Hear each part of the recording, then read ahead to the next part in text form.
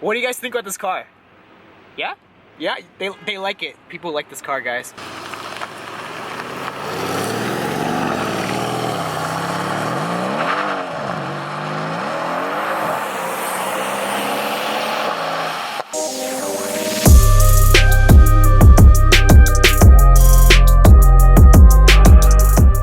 Yo, what is up, you guys? Welcome back to another video.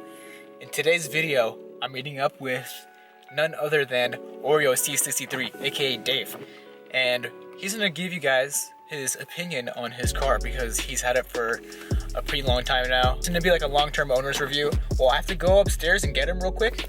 It's gonna be like 2 seconds for you, but probably like 20 minutes for me because he's probably taking a shit or something. So yeah, 1 sec. What's up, guys? What's up, Dave? How are you? Good. What's up? How have you been? Pretty good, pretty good.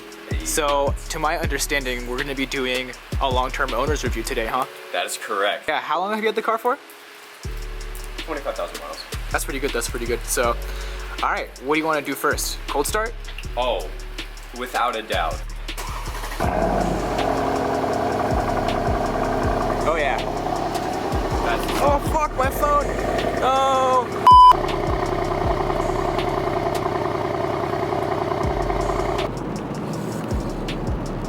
You always turn the exhaust off when you're passing a cop.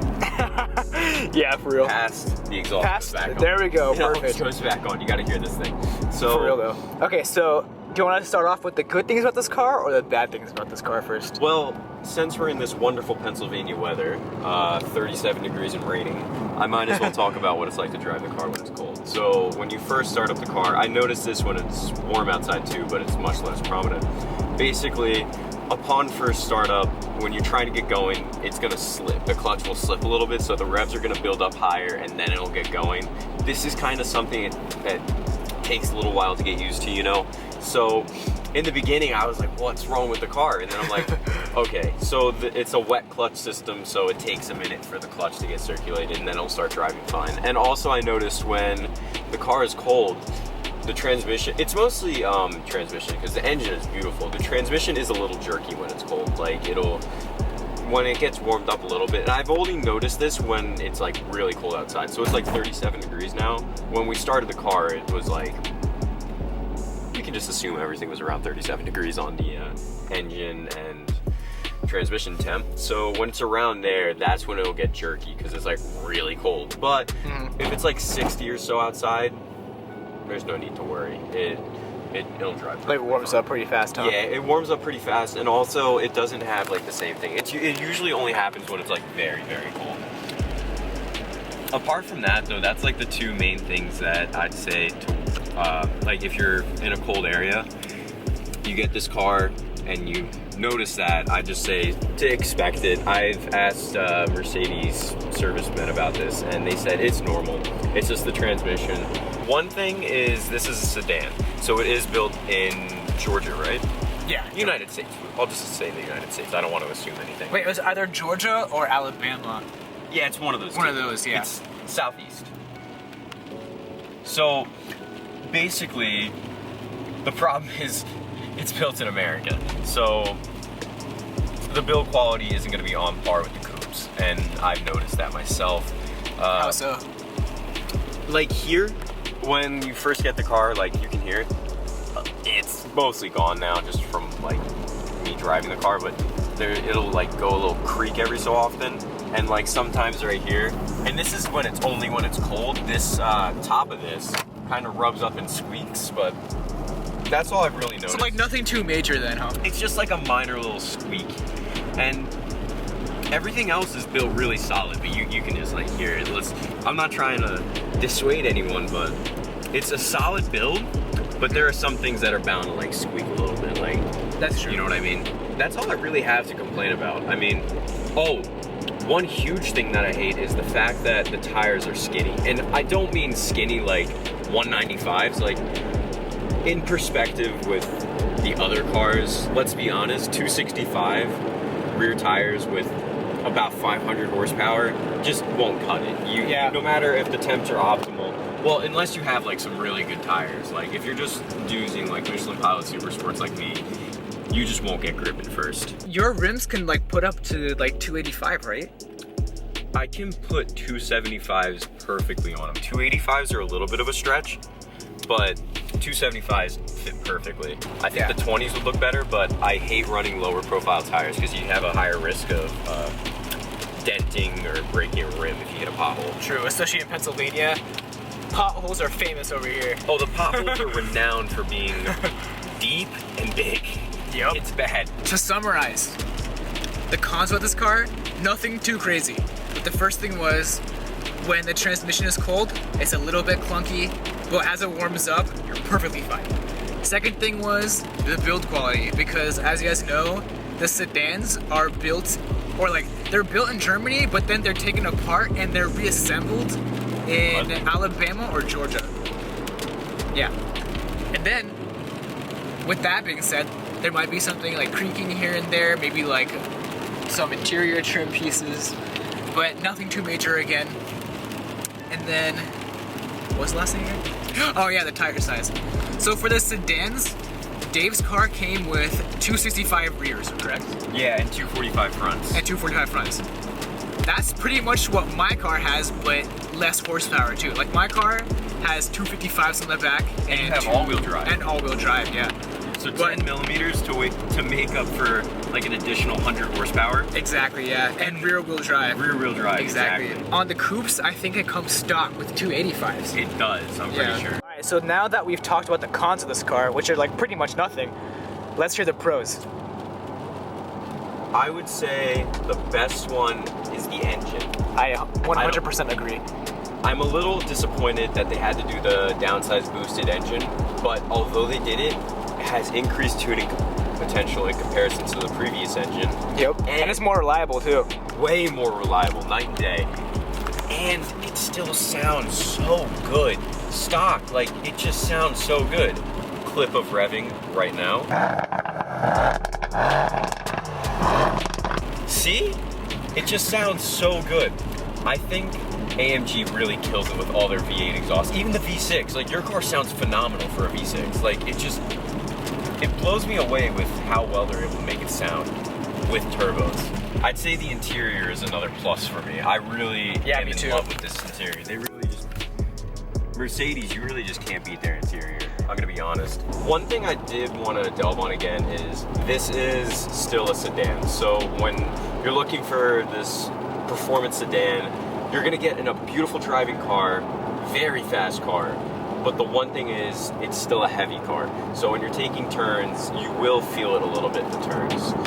I mean, it's nothing like, oh no, like, I can't drive this thing fast, but you will notice that it's not the lightest car in the world. And that's because I consider, although it is like a sports sedan, I consider this like a GT car. Like, it's fast, but it's also good for like long road trips and stuff. That's very true. I was gonna say that. Just like overall, like a good daily driver, except for snow.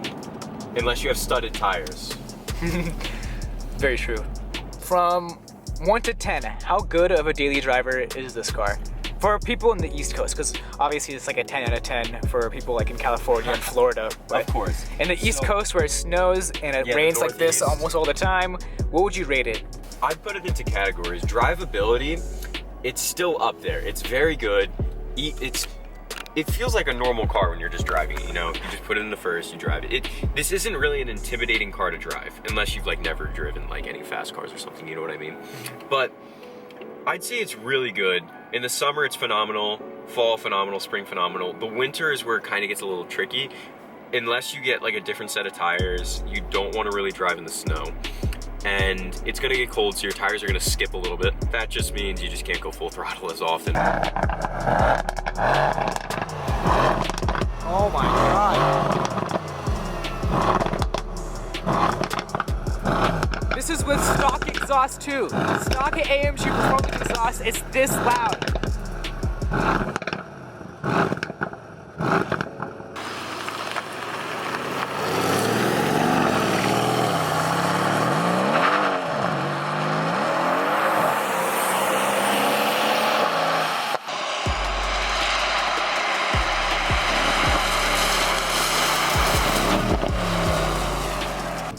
car shift itself so you guys can kind of understand, because I hope you guys can hear it. Yeah, they'll hear it. I have the back seats down.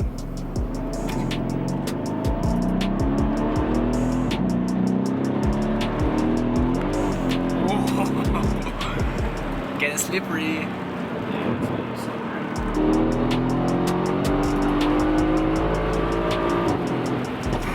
Like if we just like go up here and you just like, like it just no yes, traction. so, summer tires in 37-degree weather is not the greatest idea, but it's very fun. And the downshift, the noise that it makes on the downshift is heavenly. Downshifts, and then you just hear it rev up, you hear the glorious V8, and then a papa. And then a what? A papa. One more time? Papa. and you're just like, what? Like this can't be stock, but it is. Yep. That's the best thing. AMG makes like the best factory performance exhausts. Like if you listen to an M4 or an M3 with like the M competition exhaust, they might be loud. A BMW exhaust from factory, like the competition exhaust, like 7-ish out of 10.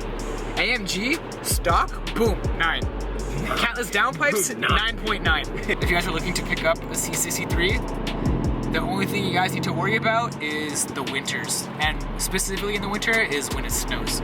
I feel like a really common misconception is with these cars is that people think that like it's unobtainable.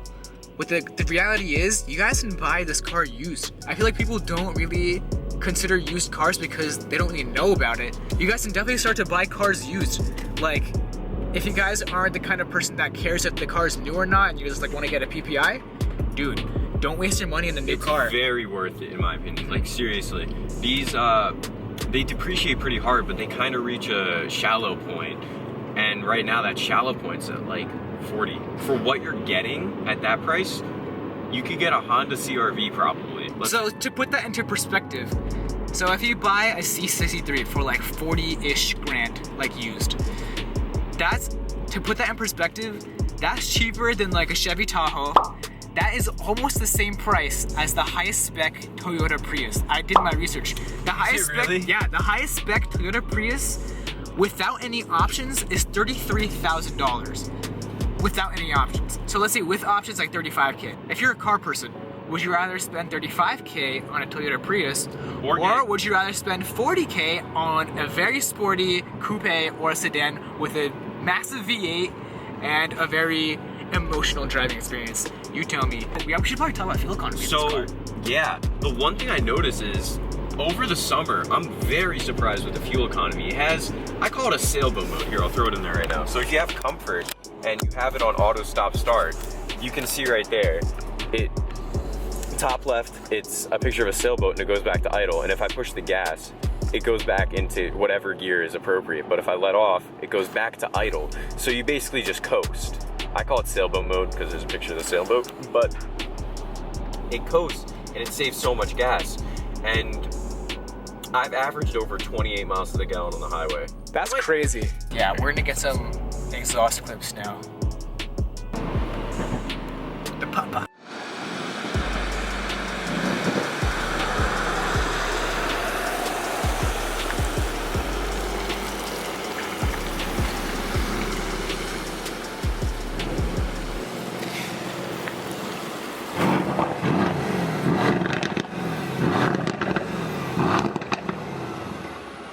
What do you guys think about this car? Yeah? Yeah, they like it. People like this car, guys. So, Dave, you want to do the outro? I got you. All right, guys, remember, like, comment, subscribe to the channel. My Instagram is going to be right here. Puya's Instagram right here. Feel free to follow us both. All right, guys, signing off.